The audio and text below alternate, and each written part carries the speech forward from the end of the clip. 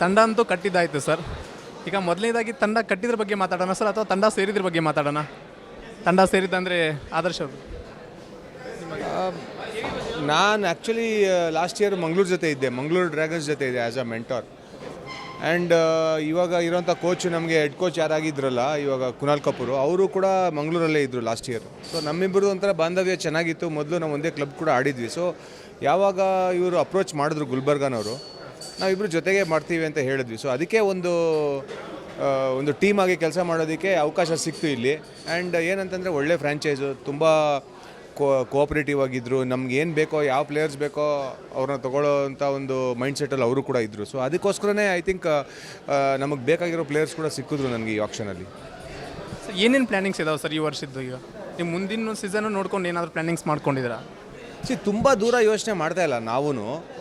ನೋಡಿ, ನೀವು ನೋಡ್ತು ಅಂತಂದರೆ ಲಾಸ್ಟ್ ಇಯರ್ ನಾವು ಚಾಂಪಿಯನ್ಸ್ ಆದ್ವಿ, ಮಂಗಳೂರು ಡ್ರ್ಯಾಗನ್ಸ್ ಚಾಂಪಿಯನ್ಸ್ ಆದ್ವಿ. ಆ್ಯಂಡ್ ಈ ವರ್ಷ ಕೂಡ ಆಲ್ಮೋಸ್ಟ್ ಏಳು ಜನ ಪ್ಲೇಯರ್ಸ್ನ ಅದೇ ಪ್ಲೇಯರ್ಸ್ನ ತೊಗೊಂಡಿದ್ದೀವಿ. ಲಾಸ್ಟ್ ಇಯರ್ ಟೀಮಲ್ಲಿ ನೀವು ಲೋಚನ್ ಗೌಡ ಆಗಲಿ, ಶರದ್ ಬಿಹಾರ್ ಆಗಲಿ, ಪಾರಸಾರಿ ಆಗಲಿ, ಕ್ರಾಂತಿ, ಇವರೆಲ್ಲನೂ ತೊಗೊಂಡ್ವಿ ಅವ್ರನ್ನೇ. ಸೊ ದಟ್ ಯಾಕೆಂದರೆ ಆ ಟೀಮ್ ಕಾಂಬಿನೇಷನ್ ಚೆನ್ನಾಗಿತ್ತು. ಆ್ಯಂಡ್ ಅಫ್ಕೋರ್ಸ್ ಒಬ್ಬ ಲೀಡರ್ ಬೇಕಿತ್ತು. ಶ್ರೇಯಸ್ ಗೋಪಾಲ್ ಇದ್ದರು ಲಾಸ್ಟ್ ಇಯರ್ ಕ್ಯಾಪ್ಟನ್, ಅವ್ರು ಸಿಗಲಿಲ್ಲ ನಮಗೆ. ಸೊ ಮನೀಶ್ ಪಾಂಡೆ ತೊಗೊಂಡ್ವಿ. ಲಕ್ಕಿಲಿ ಮನೀಶ್ ಪಾಂಡೆ ಮತ್ತು ಮೆಕ್ನಿಲು ಇದ್ದರು ಲಾಸ್ಟ್ ಇಯರು, ಅವರು ಕೂಡ ಸಿಕ್ಕಿದ್ರು. ಎಸ್, ಲಾಸ್ಟ್ ಇಯರ್ ಅವರು ಅಂಥ ಒಂದು ಸಾಧನೆ ಮಾಡಿರಲಿಲ್ಲ, ಕಡಿಮೆ ದುಡ್ಡಿಗೆ ಸಿಕ್ಕಿದ್ರು.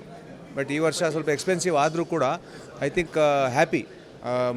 CSK ಎಕ್ಸ್ಪೀರಿಯನ್ಸ್ ಅವರು ಹೆಲ್ಪ್ ಆಗುತ್ತೆ ನಮ್ಗೆ ಅವ್ರದ್ದು. ಸರ್ ಇವಾಗ ನೀವು ಸ್ಥಳೀಯ ಆಟಗಾರರಿಗೆಲ್ಲ ಎಷ್ಟೊಂದು ಇದನ್ನು ಮಾಡಿದ್ರಿ, ಸ್ಥಳೀಯ ಪ್ಲೇಯರ್ಸ್ ಎಲ್ಲ ನಮ್ಗೆ ಜಾಸ್ತಿ ಬೇಕು ಅಂತ.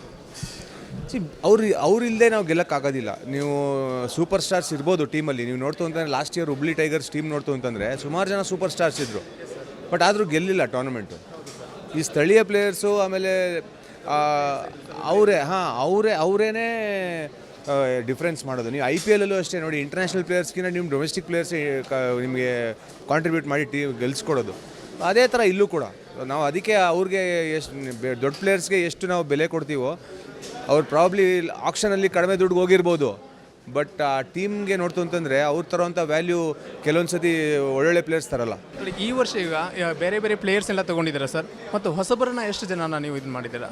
ಇದುವರೆಗೂ ಯಾವುದೇ ಟ್ರೋಫಿನ ಆಡದೇ ಇರೋವಂಥವ್ರು ಹೊಸಬ್ರಲ್ಲ. ಮೋಸ್ಟ್ ಆಫ್ ದ ಟೀಮ್ಸ್ ಏನಾಗಿದೆ ಅಂತಂದರೆ ಟ್ರೈಡ್ ಆ್ಯಂಡ್ ಟೆಸ್ಟೆಡ್ ಪ್ಲೇಯರ್ಸ್ ಕಡೆಗೇ ನೋಡಿದ್ದಾರೆ. ಆ್ಯಂಡ್ ಕೆಲವೊಂದು ಟೀಮ್ಸಲ್ಲಿ ನೋಡ್ತು ಅಂತಂದರೆ ನೀವು ಫಾರ್ ಎಕ್ಸಾಂಪಲ್ ಮಂಗಳೂರು ನೋಡ್ತು ಅಂತಂದರೆ ಸುಮಾರು ಜನ ಯಂಗ್ಸ್ಟರ್ಸ್ ಇದ್ದಾರೆ. ಪ್ರಾಬ್ಲಿ ಅವ್ರ ಮೈಂಡ್ಸೆಟ್ ಅದೇ ಥರ ಇತ್ತು, ಜಾಸ್ತಿ ಯಂಗ್ಸ್ಟರ್ಸ್ಗೆ ಚಾನ್ಸ್ ಕೊಡೋಣ ಅಂತ. ಬರೀ ಅವ್ರ ಕಡೆ ಕರುಣ್ ನಾಯರ್ಗೆ ಹೋದರು, ಫುಲ್ ಆಲ್ಔಟ್ ಹೋದರು, ಮತ್ತು ಶ್ರೇಯಸ್ ಗೋಪಾಲ್ ತೊಗೊಂಡ್ರು. ಅದಾದಮೇಲೆ ಮಿಕ್ಕಿದವರೆಲ್ಲ ಆಲ್ಮೋಸ್ಟ್ ಯಂಗ್ಸ್ಟರ್ಸ್ನ ತೊಗೊಂಡಿದ್ದಾರೆ. ಬಟ್ ಅವ್ರು ಬಿಟ್ಟರೆ ಬೇರೆ ಎಲ್ಲ ಟೀಮ್ಸು ಎಕ್ಸ್ಪೀರಿಯನ್ಸ್ಗೆ ಹೋಗಿದೆ.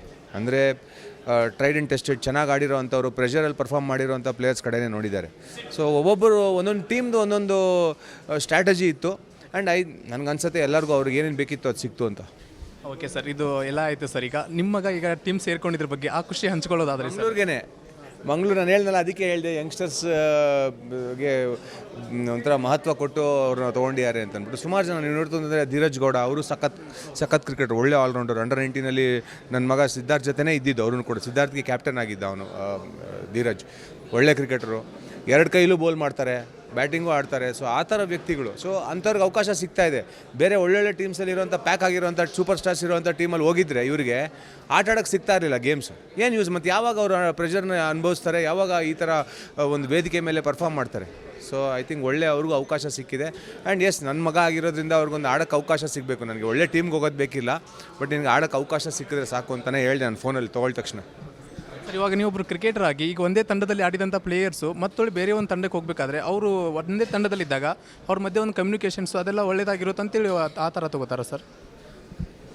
ಏನು ವರ್ಕ್ ಆಗುತ್ತೋ ಅದನ್ನೇ ತೊಗೋತಾರೆ. ಇವಾಗ ನೀವು ಫಾರ್ ಎಕ್ಸಾಂಪಲ್ ಅಡುಗೆ ಮಾಡೋ ಥರ ಅದು ನೀವು ಚೆನ್ನಾಗಿ ಮಾಡಿಬಿಟ್ರೆ ಅದ್ರದ್ದು ಏನೇನಿದೆ ಇಂಗ್ರೀಡಿಯೆಂಟ್ಸು ನಿಮಗೆ ಅವು ಕರೆಕ್ಟ್ ಕಾಂಬಿನೇಷನಲ್ಲಿ ಸಿಕ್ಬಿಡ್ತು ಅಂತಂದರೆ ಅದನ್ನು ಯಾರು ಬಿಡೋಕ್ಕೆ ಇಷ್ಟಪಡ್ತಾರೆ? ಚೆನ್ನಾಗಿ ಒಳ್ಳೆ ಊಟ, ಒಳ್ಳೆ ಪಾಯಸ ಚೆನ್ನಾಗಾಗಿದೆ, ಸೊ ಅದೇ ಕ್ವಾಂಟಿಟಿಲಿ ಹಾಕ್ತಾರೆ ನೆಕ್ಸ್ಟ್ ಟೈಮ್ ಮಾಡೋದು ಕೂಡ. ಅದೇ ಯೋಚನೆ ಮಾಡ್ಕೊಂಡು ನಾವು ಕೂಡ ಸೇಮ್ ಕಾಂಬಿನೇಷನ್ ಕಡೆ ನೋಡಿದ್ವಿ ಈ ವರ್ಷ. ಸರ್ ಈಗ ಮಹಾರಾಜ ಟ್ರೋಫಿ ಬಿಟ್ಟು ಸ್ವಲ್ಪ ಹೊರಗಡೆ ಬರೋದಾದರೆ ಸರ್, ಇವಾಗ ಅಫ್ಘಾನಿಸ್ತಾನ ಜೊತೆಗಿನ ಸರಣಿ ಸ್ಟಾರ್ಟ್ ಆಗ್ತಾಯಿದೆ ಸರ್. ಅಫ್ಘಾನಿಸ್ತಾನ ಸರಣಿ ಜೊತೆಗೆ ಈಗ ಕೆಲವೊಂದಷ್ಟು ಮಾತುಗಳೆಲ್ಲ ಕೇಳಿ ಬರ್ತಾ ಇದೆ ಸರ್. ನೀವು ಸೋಷಿಯಲ್ ಮೀಡಿಯಾದಲ್ಲೆಲ್ಲ ನೋಡಿರ್ಬೋದು. ಎಲ್ಲ ಇಂಟರ್ನ್ಯಾಷನಲ್ ಆಡುವಂಥ ಪ್ಲೇಯರ್ಸು IPL ಅಲ್ಲಿ ಚೆನ್ನಾಗಿ ಆಡ್ತಾರೆ, ಆದರೆ IPL ಬಿಟ್ಟು ಬೇರೆ ದೇಶಕ್ಕಾಗಿ ಆಡೋದು ಬಂದಾಗ, ಇಂಟರ್ನ್ಯಾಷನಲ್ ಮ್ಯಾಚಸ್ ಬಂದಾಗ ಬೇರೆ ಬೇರೆ ನೆಪ ಹೇಳಿ ಸರ್ಕೋತಾರೆ ಅಂತ ಹೇಳ್ತಾ ಇದ್ದಾರೆ ಸರ್. ಇವಾಗ ವಿರಾಟ್ ಕೊಹ್ಲಿ ಅವರು ಅವರೊಂದು ನೋವಿಂದ ಹೇಳಿದ್ರಿಂದ, ಆದರೆ ವಿರಾಟ್ ಕೊಹ್ಲಿ ಅವ್ರನ್ನೇ ಟಾರ್ಗೆಟ್ ಮಾಡ್ಕೊತಾ ಇದೆ ಸರ್, ಅಥವಾ ಮೊದಲಿಂದ ಈ ರೀತಿ ಮಾತು ಕೇಳಿ ಬರ್ತಾ ಇದ್ವಾ? ವಿರಾಟ್ ಪಾಪ ಟಾರ್ಗೆಟ್ ಮಾಡಬಾರ್ದು ರೀ. ಅವ್ರು ಮಾಡಿರೋಂಥ ಸಾಧನೆಗಳು ನೋಡಿ ನೀವು.